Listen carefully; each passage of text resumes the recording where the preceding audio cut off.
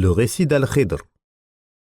Nous avons rappelé que Moussa voyagea vers Al-Khidr pour rechercher la science qu'il possédait. Allah a rapporté leur récit dans son noble livre, dans Surat Al-Kahf. Et nous avons rapporté ce récit dans At-Tafsir, ainsi que dans ce même ouvrage, en mentionnant clairement que celui qui voyagea vers lui était bien Moussa ibn Imran, le prophète des enfants d'Israël, auquel a été révélée la Torah. Les savants ont divergé sur le nom d'Al-Khidr, ainsi que sur sa lignée, sa prophétie et sa vie, et ce jusqu'à nos jours. Et le plus probable est que Al-Khidr est en soi un surnom qui lui a été attribué.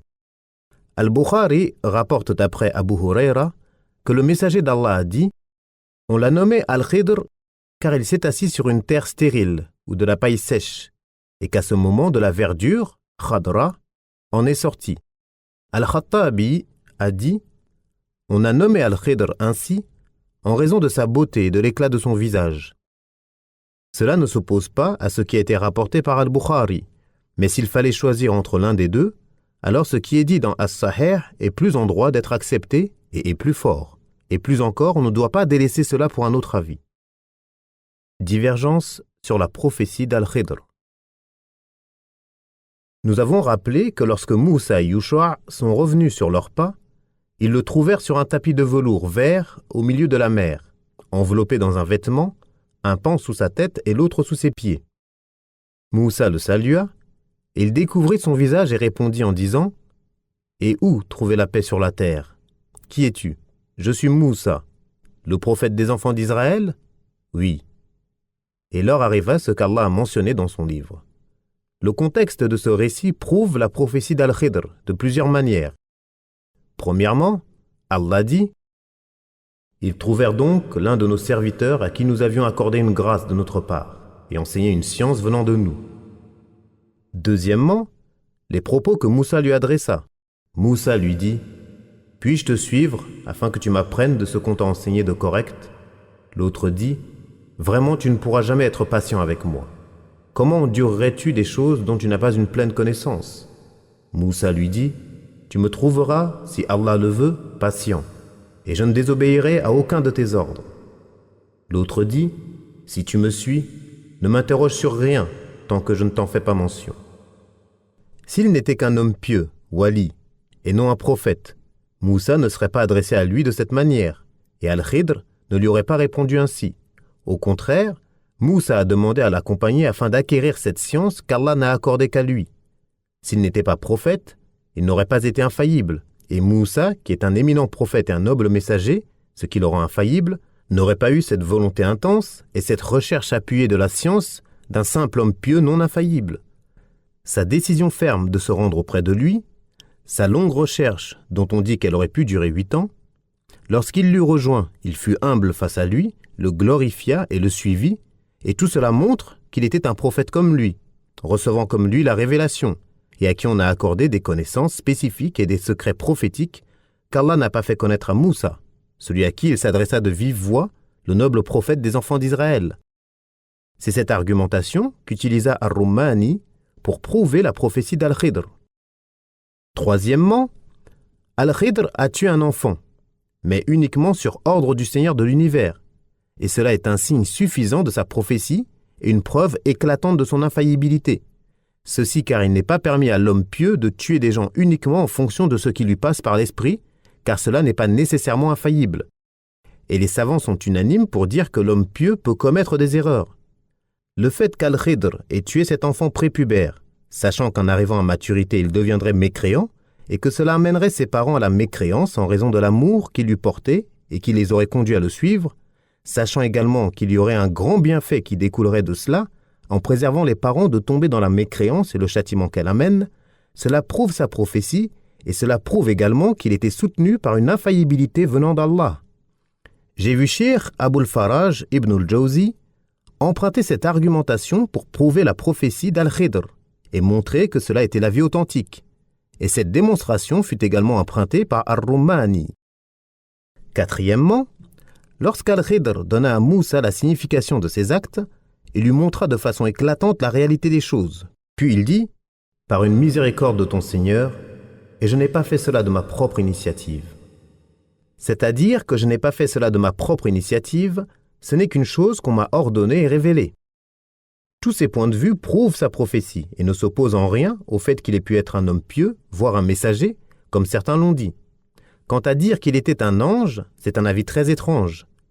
Si sa prophétie est confirmée, ainsi que nous l'avons rappelé, il ne reste plus aucun argument à ceux qui prétendent que l'homme pieux, wali, peut saisir la réalité des choses en dehors des savants de la législation apparente. Ibn Kathir consacra ensuite un sous-chapitre entier à citer les arguments de ceux qui prétendent qu'Al-Khidr est toujours en vie. Il mentionna plusieurs hadiths et récits, tous mensongers ou très faibles, et conclut ainsi. Cheikh Abul Faraj ibn al-Jawzi a confronté l'ensemble des hadiths rapportés à ce sujet et attribués au prophète dans son ouvrage Ujal al-Muntadhir fi Sharh Hal al-Khidr, et l'a montré qu'ils étaient tous inventés. Il étudia également tous les récits rapportés des compagnons, de leurs successeurs et de ceux venus après eux, et il montra que toutes les chaînes de transmission étaient faibles, et que leurs transmetteurs étaient inconnus, et il a excellé en cela. Quant à ceux qui sont d'avis qu'il est décédé, on compte parmi eux Al-Bukhari, Ibrahim al-Harbi, Abul Hussein ibn al-Munadi, et Cheikh Abul Faraj ibn al-Jawzi a soutenu cet avis et a écrit un ouvrage intitulé Ujal al-Muntadhir fi Sharh Hal al-Khidr. Ils avancent de nombreuses preuves parmi lesquelles, la parole d'Allah, nous avons accordé l'immortalité à nul homme avant toi. Si Al-Khidr est un homme, il entre nécessairement dans cette généralité. Il n'est pas permis de lui accorder une quelconque spécificité si ce n'est avec une preuve authentique. La base est que ce n'est pas le cas jusqu'à ce que cette preuve soit confirmée, et on ne rapporte aucune spécificité à son sujet qu'on se doive d'accepter. Autre argument, la parole d'Allah, et lorsqu'Allah prit cet engagement des prophètes, chaque fois que je vous accorderai un livre et de la sagesse, et qu'ensuite un messager vous viendra confirmer ce qui est avec vous, vous devrez croire en lui et lui porter secours. Allah leur demanda, « Consentez-vous et acceptez-vous mon pacte à cette condition ?» Ils dirent, « Nous consentons. » Allah dit, « Soyez-en donc témoins, et me voici avec vous parmi les témoins. » Ibn Abbas a dit, Allah n'a envoyé aucun prophète sans prendre de lui un engagement qui est « Si de son vivant Muhammad est envoyé en tant que prophète, il devra croire en lui et lui porter secours. Il lui a ordonné aussi de prendre cet engagement de son peuple. Si de leur vivant Muhammad est envoyé en tant que prophète, ils devront croire en lui et le secourir. » C'est ce qu'a rapporté de lui Al-Bukhari. Si Al-Khidr est un prophète ou un homme pieux, wali, il entre sous cet engagement. Ainsi, s'il avait été vivant à l'époque du prophète, la chose la plus noble qu'il aurait pu faire est de se présenter devant lui, de croire en ce qu'Allah lui a révélé et lui porter secours afin qu'aucun ennemi ne parvienne à lui. Ceci, car s'il est un homme pieux, alors As-Siddiq, Abu Bakr, est meilleur que lui. Et s'il est un prophète, alors Moussa est meilleur que lui. L'imam Ahmed rapporte d'après Jabir ibn Abdillah que le prophète a dit « Si Moussa était vivant, il n'aurait d'autre choix que de me suivre. » Et ceci est connu. Ce noble verset montre que si tous les prophètes avaient été vivants à l'époque du messager d'Allah, ils l'auraient tous suivi et auraient tous été sous ses ordres et sa législation. Ainsi, la nuit de son voyage nocturne, il a été élevé au-dessus de tous, et lorsqu'ils sont redescendus avec lui à Baytul Maqdis et que l'heure de la prière arriva, Jibril lui ordonna de diriger la prière devant eux. Cela montre qu'il est l'imam suprême, le sceau des prophètes et le plus vénérable d'entre eux. Qu'Allah fasse leurs éloges et les salue tous. Sachant cela, et ceci est connu de tout croyant, on voit que si Al-Khidr avait été vivant, il aurait fait partie de la communauté de Muhammad et ceux qui suivent sa législation. Il n'aurait eu d'autre choix que cela.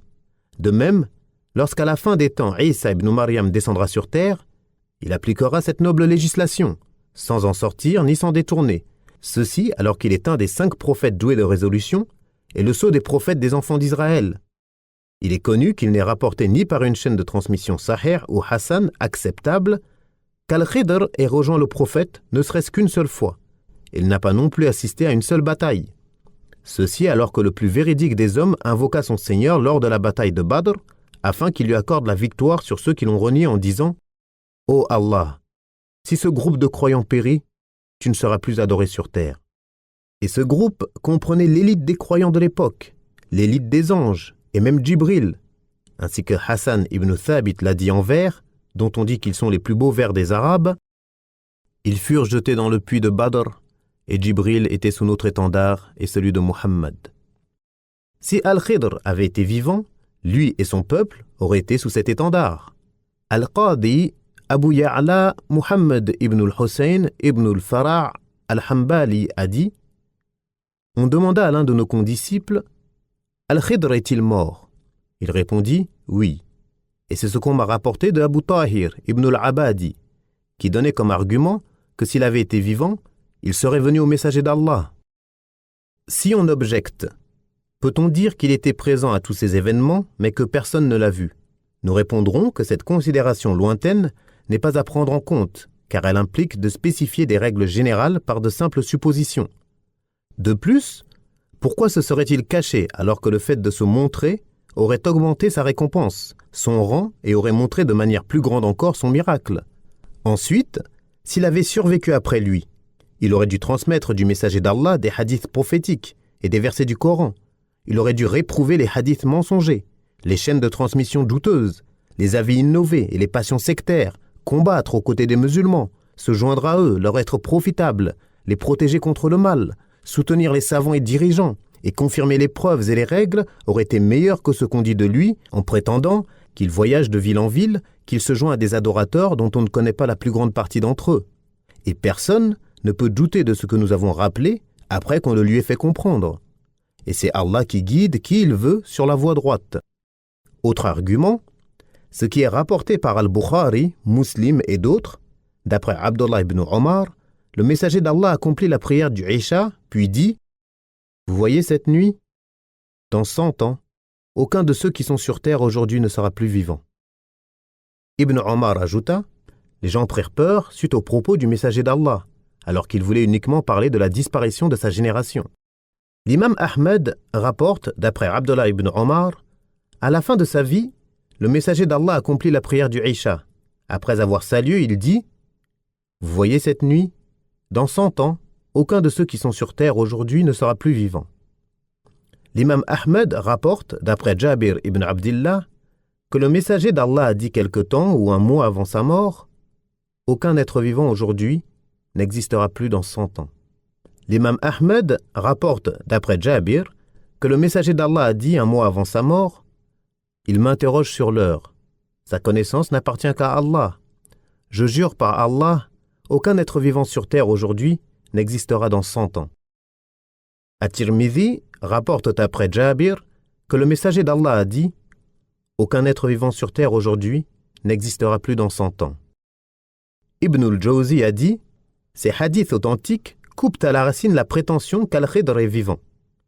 Ils objectèrent: si Al-Khidr n'a pas vécu jusqu'à l'époque du messager d'Allah, comme cela est fortement suggéré, il n'y a aucun problème. Et s'il a vécu jusqu'à son époque, ce hadith montre qu'il n'a pas vécu plus de 100 ans après lui. Il n'existe donc plus de nos jours, car il entre dans la globalité du hadith, et la règle de base est qu'il ne faut lui accorder aucune spécificité jusqu'à ce que cela soit confirmé dans une preuve authentique, qu'il nous est obligatoire d'accepter. Et Allah est plus savant. Al-Hafiz Abul Qasim As-Suhayli a rapporté dans son ouvrage Ta'rif al-I'lam, d'après Al-Bukhari et son enseignant Abu Bakr ibn al-Arabi, qu'Al-Khidr vécut jusqu'à l'époque du prophète, mais qu'il est mort après en raison de ce hadith. Mais il est contestable de prétendre que ce fut l'avis d'Al-Bukhari. Pour As-Suhayli, il vécut jusqu'à l'époque du prophète. Il rapporta cet avis de plusieurs, puis dit: Quant au fait qu'il ait rejoint le prophète et qu'il ait présenté ses condoléances à sa famille après sa mort, cela est rapporté de manière authentique. Puis il rapporta, sans citer leur chaîne de transmission des textes dont nous avons montré la faiblesse, et Allah est plus savant.